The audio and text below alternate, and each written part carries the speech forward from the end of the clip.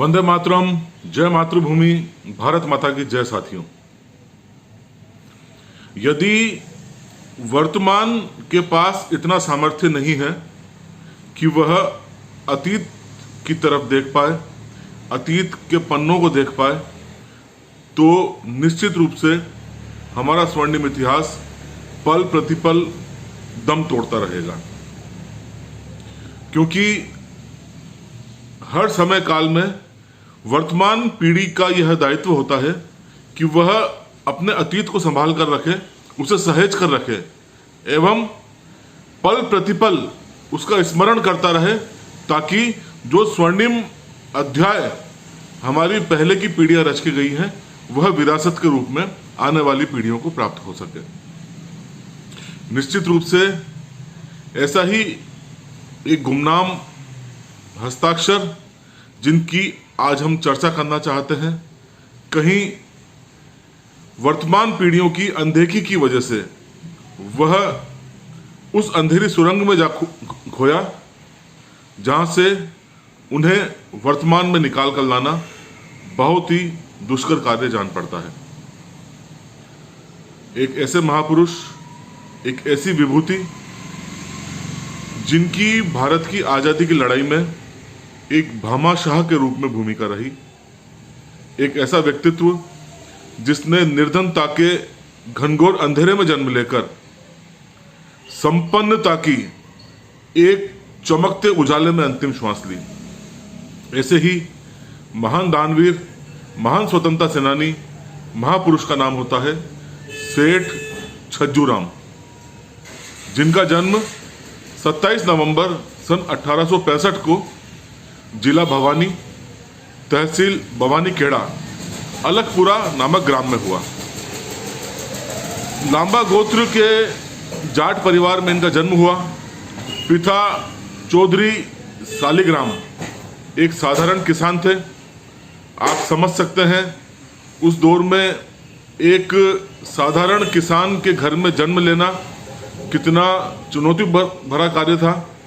राजस्थान के झुंझुनू जिले से इनके दादाजी हरियाणा में आए थे। तभी से ही एक संघर्ष की स्थिति में यह पूरा परिवार था। निर्धनता मानो इन्हें उस दौर में विरासत में मिली हो। निर्धनता के साथ साथ ताउम्र, जी हां ताउम्र, ईश्वर ने धन धान्य से संपन्न जरूर कर दिया हो, लेकिन पारिवारिक दृष्टिकोण से दुर्भाग्य सदा ही इनके साथ चला। प्रथम विवाह हुआ इनका, जिनका नाम था दाखा देवी, लेकिन दाखा देवी का कुछ ही समय पश्चात हैजे से देहांत हो गया। इन्होंने द्वितीय विवाह किया। संयोग से इस बार भी जिनसे इन्होंने विवाह किया उनका नाम दाखा देवी था, लेकिन चूंकि प्रथम पत्नी का स्मरण बारंबार ना आए, इसलिए उन्होंने अपनी धर्म पत्नी का नाम बदलकर लक्ष्मी देवी रख लिया। जी हां, लक्ष्मी देवी ताउम्र एक संस्कारी महिला के रूप में छज्जूराम जी के साथ रही, कंधे से कंधा मिलाकर चली। लक्ष्मीबाई से इन्हें 8 संतानें हुई, लेकिन दुर्भाग्य जैसा कि समानांतर रूप से इनके साथ रहा, 8 संतानों ने बहुत ही अल्प आयु में अपना जीवन खो दिया, उनकी मृत्यु हो गई। खैर, छज्जूराम जी की बात करें, जिसे कहते हैं कि पूत के पैर पालने में ही नजर आना। इतने अभाव में रहने के बावजूद भी इन्होंने अपनी पढ़ाई प्रारंभ की। प्राथमिक शिक्षा जब 1877 में इन्होंने प्रारंभ की तो भवानी खेड़ा से 11 किलोमीटर दूर ये अध्ययन अध्यापन के लिए जाते थे। तत्पश्चात इन्होंने वहीं अटवल से 5वीं की परीक्षा पास करने के बाद 1880 में इन्होंने भिवानी से मिडिल परीक्षा एवं 1882 में रेवाड़ी से मिडिल परीक्षा पास की। कुशाग्र बुद्धि के थे, अतः छात्रवृत्ति के दम पर इन्होंने मैट्रिक परीक्षा तो पास कर ली, लेकिन इनका पारिवारिक जो एक उस समय माहौल था, आर्थिक स्थिति थी, वह इन्हें अनुमति नहीं देती थी कि यह आगे चलकर भी पढ़ाई लिखाई का कार्य जारी रखें। अतः परिवार का खर्चा चलाने के लिए इन्होंने ट्यूशन प्रारंभ की एवं उस दौर में बंगाली इंजीनियर हुआ करते थे एस.एन. रॉय, उनके बच्चों को 1 रुपया माह में इन्होंने ट्यूशन पढ़ाना प्रारंभ किया। बंगाली परिवार अतिशीघ्र ही कलकत्ता स्थानांतरित हो गया। इंजीनियर साहब ने प्रस्ताव रखा छज्जू राम जी के आगे उनके अध्यापन क्षमता को देखकर, ताकि उनके बच्चों की पढ़ाई अनवरत जारी रहे, कि आप भी कलकत्ता आ जाएं। उनके कहने पर छज्जू राम जी उनके साथ कलकत्ता चले गए। अब कलकत्ता जाने के बाद एक तरह से कहा जा सकता है कि उनके जीवन में कई मोड़ एवं बदलाव आए। प्रारंभ में तो जब तक एस.एन. रॉय साहब के बच्चों को वो पढ़ाते थे, सहज रूप से उनका जीवन चला, किंतु बहुत ही कम समय में वह एक गुमनाम शहर में अंधेरे जीवन में आ गए। आर्थिक विपन्नता, आर्थिक दुर्दशा की स्थिति में वह इतने निराश एवं हताश हो गए कि वह पुनः अपने ग्राम भिवानी हरियाणा जाने की सोचने लगे। किंतु कलकत्ता से हरियाणा जाने तक के पैसे भी उनके पास नहीं थे। अतः निराश हताश यह भिवानी के ही, अपने हरियाणा भिवानी के ही कलकत्ता में रहने वाले अपने परिचित नरसिंह दास जी के पास गए। नरसिंह दास जी द्वारा इन्हें प्रोत्साहित किया गया। इन्हें कहा गया कि जीवन लड़ने के लिए है, आपको निश्चित रूप से इस जीवन से लड़ना होगा। कलकत्ता एक ऐसा शहर है जिसने कई लोगों को प्रसिद्ध कर दिया, कई लोगों को आर्थिक रूप से संपन्न कर दिया। पुनः यदि आप हरियाणा भी चले जाते हैं तो इस बात की क्या संभावना है, क्या निश्चितता है कि वहां भी आप कमा खाएंगे। अतः उनसे प्रेरित होकर छज्जू राम जी ने अब कलकत्ता में रहने का ही निर्णय किया एवं मारवाड़ी सेठों के यहाँ इन्होंने नौकरी करना प्रारंभ किया। चूंकि मारवाड़ी सेठ अंग्रेजी में बहुत ज़्यादा कुशल नहीं थे, अंग्रेजी ज्ञान उन्हें कम था। इसके विपरीत मैट्रिक तक उस समय पढ़ाई करने वाला कोई भी व्यक्ति अंग्रेजी में इतना निपुण एवं पारंगत हो जाता था कि वह अपना सामान्य कार्य अंग्रेजी में संपन्न कर सकता था। अतः छज्जू राम जी का भी इन मारवाड़ी सेठों का यही कार्य था कि वह अंग्रेजी में जो पत्राचार होता था, यह कार्य छज्जू राम जी किया करते थे। इस प्रकार एक व्यापारिक समझ उनमें विकसित हुई।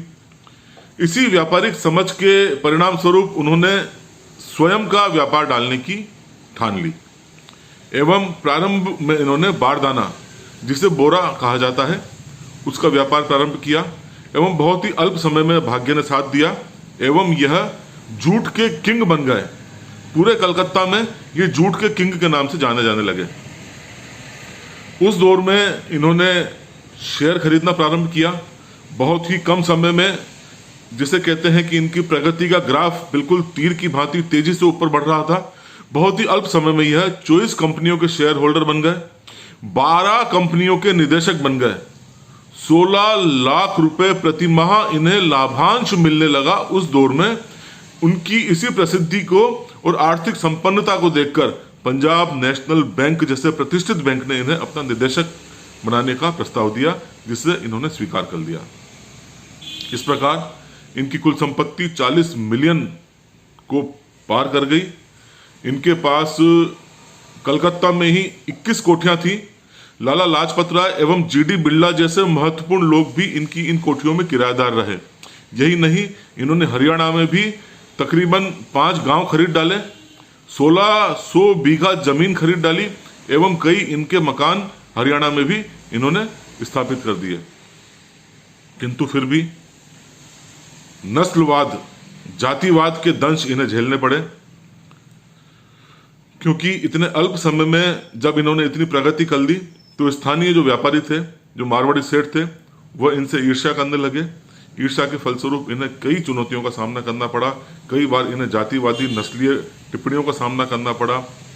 बहरहाल इन्होंने अपने जीवन का सकारात्मक जो रुख था, राह थी, उसे नहीं छोड़ा। इन्होंने समाज सेवा के कई उल्लेखनीय कार्य किए, जिसकी वजह से आज हम छज्जू लाल जी का स्मरण कर रहे हैं। इन्होंने कई शिक्षण संस्थाएं खोली, उस दौर में रविंद्रनाथ जी की शांति निकेतन हो या डीएवी स्कूल हो, उनको बहुत ज़्यादा, क्योंकि आर्य समाजी भी थे, आर्य समाज से प्रेरित थे, बहुत ज़्यादा इन्होंने दान दिया, डोनेशंस दी। साथ ही इन्होंने कई पथिकों के लिए धर्मशालाएं बनवाई, बावड़ियाँ बनवाई। इस प्रकार छोटू राम जी निश्चित रूप से अपना दिन प्रतिदिन वह ये मान के चलते थे कि यदि मैं दान पुण्य में जितना पैसा खर्च करता हूँ, ईश्वर मुझे ब्याज समेत वो पैसा पुनः वापस कर देता है। यही कारण था कि दान पुण्य में छज्जू लाल जी हमेशा अव्वल रहे। इसी क्रम में 1928-29 में अकाल पड़ा, 1908-1909 में प्लेग फैला, 1918 में इन्फ्लुएंजा नाम की महामारी हुई, 1914 में दामोदर घाटी में भयंकर बाढ़ आई। इन तमाम विपदाओं की स्थिति में सेठ छज्जू राम जी ने खुले तौर पर अपने दान की गंगा को प्रवाहित किया, जिसके कारण निश्चित रूप से दुखी एवं वंचित वर्ग को ऐसी विपदा की घड़ी में डूबते को तिनके का नहीं बल्कि पूरी नाव का सहारा प्राप्त हुआ।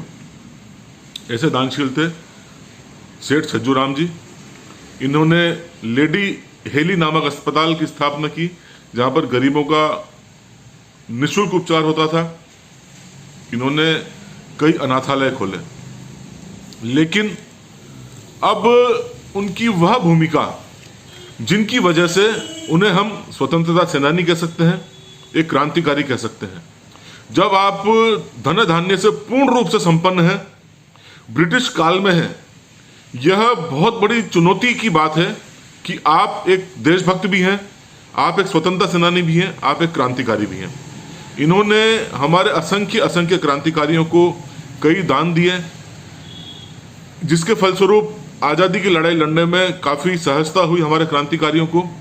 17 दिसंबर सन 1928 को दुर्गा भाभी के साथ जब भगत सिंह सैंडर्स की हत्या कर चुके थे, अंग्रेजों से बचते बचाते संपूर्ण देश में ये घूम रहे थे, अंग्रेजों की नजर बचाते हुए, तब यह जब दुर्गा भाभी के साथ कलकत्ता पहुंचे तो कलकत्ता में सेठ छज्जू राम जी ने एवं इनकी धर्मपत्नी, वो जो कि स्वयं भी एक राष्ट्रभक्त महिला थी, लक्ष्मी देवी, उन्होंने इनका खुले हृदय से स्वागत किया।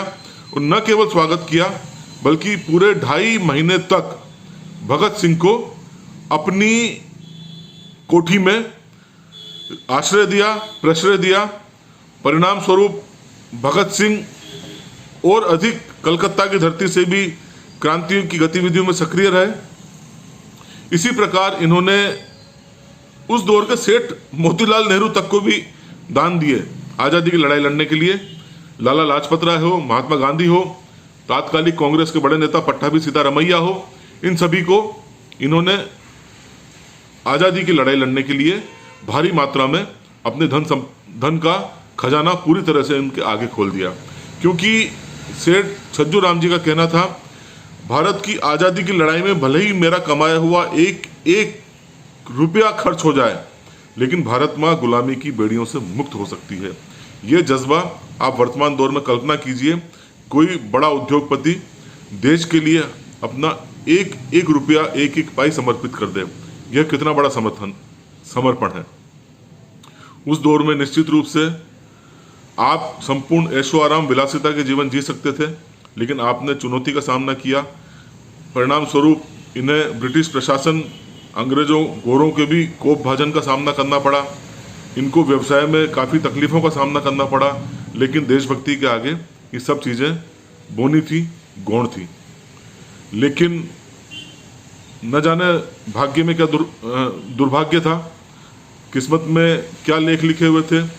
संतान हानि का जो सिलसिला बहुत ही प्रारंभिक दौर से शुरू हुआ, विवाह के बहुत ही प्रारंभिक 8 संतानें थी, 5 संतानों का देहांत छोटी उम्र में ही हो गया।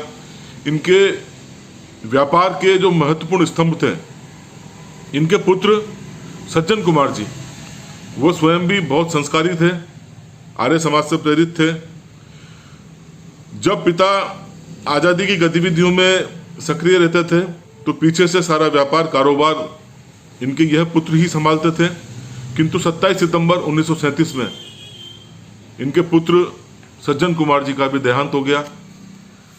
अब बूढ़े हो चले पिता के लिए यह एक वज्र का प्रहार था, अतः यह दुख यह सहन नहीं कर पाए एवं 4 अप्रैल 1943 को इस महान विभूति ने, महान सेठ छज्जू लाल जी ने अंतिम श्वास ली। न केवल आज़ादी की लड़ाई में हमारे क्रांतिकारियों को आश्रय एवं प्रश्रय दिए, बल्कि प्रत्यक्ष रूप से भी इन्होंने हमारे कई स्वतंत्रता सेनानियों और क्रांतिकारियों के धर्मपिता बनकर, उन्हें गोद लेकर जहां जहां भी इन्हें क्रांति के एवं देशभक्ति के अक्स नजर आए, उन्हें पूर्ण रूप से प्रश्रय देकर उनके जीवन यापन को सहज बनाया, ताकि ये महान क्रांतिकारी बनकर देश की लड़ाई में भाग ले सकें। इन्हीं में बहुत बड़ा नाम होता है सर छोटू राम जी का। छोटू राम जी जैसे महान स्वतंत्रता सेनानी, क्रांतिकारी के इन्होंने शिक्षण का पूरा खर्चा उठाया। यही कारण है कि आज इतिहास में हम जिन छोटू राम जी का नाम सुन पाते हैं, यदि छज्जू राम जी नहीं होते तो निश्चित रूप से छोटू राम जी का नाम भी इतिहास में नहीं होता। उनके कार्य वह संपन्न नहीं हो पाते जो देश उपयोगी थे, जो समाज उपयोगी थे, जो राष्ट्र उपयोगी थे। असंख्य असंख्य कृषकों की जमीन के मालिकाना अधिकार दिलाने का हो या भारतीय आज़ादी की लड़ाई हो, आप से यह बात छिपी हुई नहीं है कि छोटू राम जी का क्या योगदान रहा। यदि सेठ छज्जू राम जी ने इन्हें प्रश्रय नहीं दिया होता, इनके शिक्षण का कार्य उसमें खर्चा नहीं किया होता, तो निश्चित रूप से ये बड़ा नाम हमारे बीच नहीं होता। इसी प्रकार महान वीरांगना नीरा आर्य जी के तो ये पिता ही थे, क्योंकि उनको इन्होंने गोद लिया था। साथ ही नीरा आर्य के जो भाई बसंत कुमार जी थे, जो भी क्रांतिकारी थे, उन्हें भी इन्होंने गोद लिया एवं इस लायक बनाया अपने संस्कारों से, अपने परवरिश से, कि वह एक सकारात्मक सोच रखकर आज़ादी की लड़ाई में भाग ले पाए। निश्चित रूप से सेठ छज्जू राम जी के यह असंख्य असंख्य प्रयास इन्हें महापुरुषों की श्रेणी में सम्मिलित करते हैं। एक ऐसे स्तर तक इन्हें स्थापित कर देते हैं जिनका आज निश्चित रूप से वंदन किया जाना चाहिए, स्मरण किया जाना चाहिए। मातृभूमि सेवा संस्था ऐसी ही महान विभूति का शत शत नमन करती है। वंदे मातरम। जय भारत, जय हिंद।